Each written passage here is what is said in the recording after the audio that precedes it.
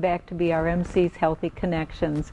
Melody Sykes, our guest today, and Charles Grinder. We're so glad you could join us. Thank you so much. Thank you for having us. Yeah, I always say us, like, hello. Yeah. Who else is here with us? Well, you have a whole lot. Yeah, we do. Well, tell us first of all, I know that you brought some important information that you wanted to share with us today about with all the high water levels. Yeah, with the high waters and Memorial Day coming on, we really need to stress the importance of making sure that you're using good boating techniques. Of course, as always, stay away from the alcohol. But some things that we really want people to pay attention to is the river's the highest it's ever been at this point. So we want to make sure that if you are on the river that you watch for those warning signs. If you're in your boat, watch for debris that's floating down. You know, we've got boats that have come loose and some different things. So just make sure that you're keeping an eye on the weather, you're keeping an eye on the water. If you're going to be at the lake swimming, know the area that you're in for number one. You may think that you know an area very well because you've swam in that area before, but with the water being so high, there's a lot of submerged trees. Where treetops normally would have been above water level, now they're down low. So really want to emphasize people watch when they're diving, jumping off their boats, jumping off maybe some of the bluffs or the rocks, to really watch that. Yeah, I've never seen the lake this high. I go over the Bull Shoals Dam every single day, back and forth, and it's like a Niagara Falls right now with all the units that are open. Right. Never seen the river that high, and I think hopefully with the Memorial Day weekend coming, what I'm rather glad about is that the lake is cold. Yeah. The water's cold, so maybe a little less swimming, because who knows what's under that water right now. That's right, and even just with hypothermia and with it's going to be warm. We're going to have some warm days, it looks like, with the weather forecast. So we really want to pay close attention to that. People from all over are coming here. The campgrounds are full, so we've got a lot of people from out of the area who may have not seen what we're going through right now. They're coming from Jonesboro. Maybe they're not following where our lakes are. So just really want to emphasize that people be really careful. Make sure you're swimming with someone. Use the buddy system. Use the buddy system, that's right. If you're going to be out boating, use the same thing. If you're going to be out fishing over the weekend, make sure that someone's with you or someone knows where you're going, because if you do have a problem, we want to be able to find you pretty quick. Yeah. We want everyone to just have a great weekend and be safe. And be safe. We don't want to see you in the ER. Yeah. If you're on your boat, make sure you're using your personal flotation devices. That's right. Very important to have those life jackets. Make sure that you don't get out where you don't know what you're doing. Yeah. It's the landscape has definitely changed in the lakes and the rivers this time. I like Charles' very first comment too. Don't mix driving a boat and alcohol. No. It's just like a car. It's just. Please. Yeah. Very much so.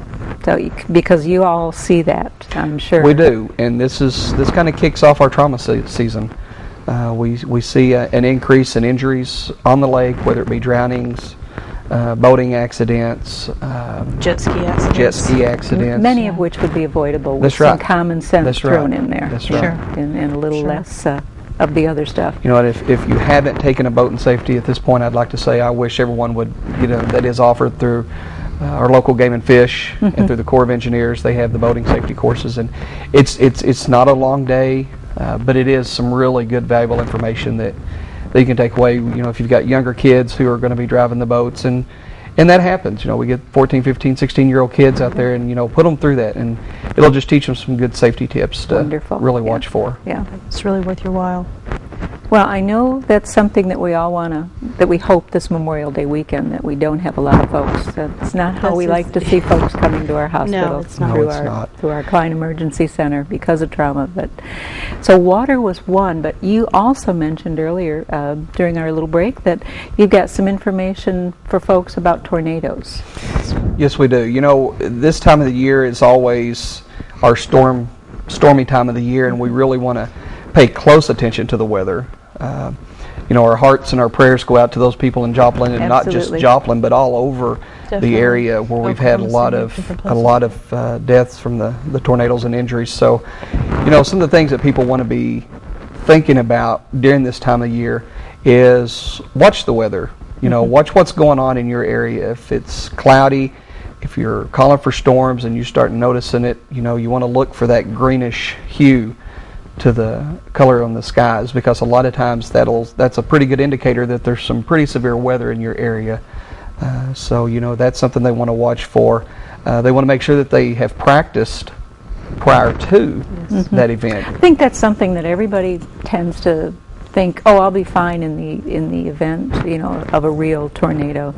But practice really does make it so much easier. And what if you're not home and your kids are home? That's right. Well, that kind of happened thing. to me during the Gasville tornado a couple of years ago. My son was home by himself, and I was in the hospital. So, had we not talked about what to do, even though he was a teenager and had a little common sense, if we had talked about what to do, he would have probably not been able to maintain some calm and do what he needed to do. And I know one of the things that is often recommended is if you, to get into the bathtub. I was thinking about some folks that came from Joplin. They were down here a week ago today, and kind couple that were getting a new service line that we're going to talk about more on another show, and they were kind enough to come down and educate our folks here, 82 years old, dedicated, absolutely dedicated to what they're doing and have a great passion for it.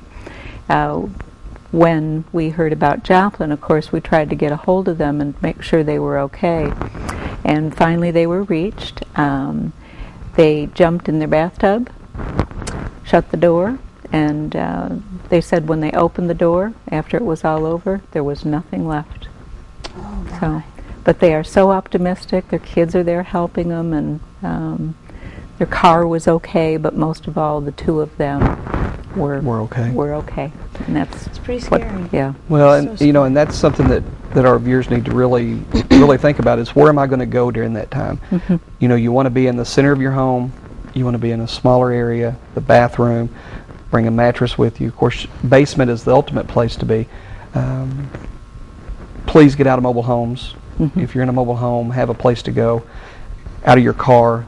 Don't think you can outrun it because you can't. Yeah. Charles, is that still what's being recommended, is get out of your car and get in a ditch? Get in a ditch. Yeah. Get someplace safe. Yeah. Why wouldn't you be picked up if it can pick your car up? I've never quite understood You're this in an thinking. area that's lower than the surrounding area around you. All right. So, there's always that opportunity or that chance that you may be picked up.